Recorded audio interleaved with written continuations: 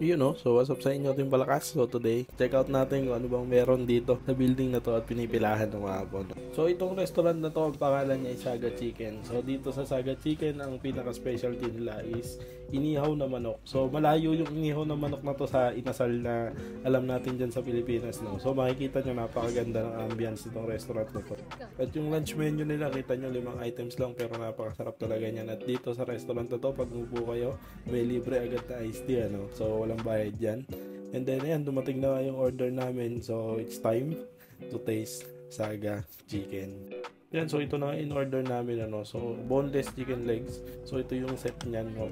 So meron siyang chicken, then rice, salad, tsaka soup. So yung soup niya, no, meron siyang chicken balls na kasama. So may laman pa rin ng manok yung chicken balls, hindi lang siya basta soup. So napakasarap niyan. Medyo para siyang tinola na medyo mas matabang lang ng konti. So tikman na natin yung chicken.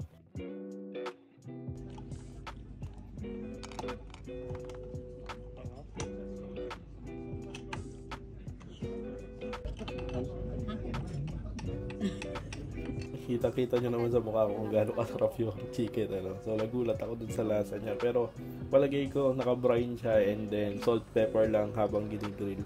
So nag-enjoy ko talaga yung pagkain dito, no. So typical sa Japanese restaurant na may ganyan, no? Pantanggal ko, may talagang mapapalakas lang kumain.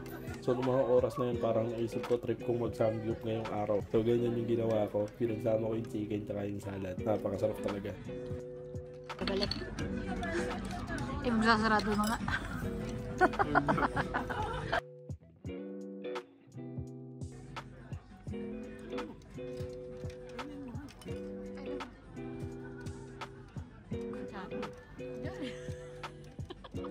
Kunyari pang ayaw ko, no, pero naubos ko rin naman.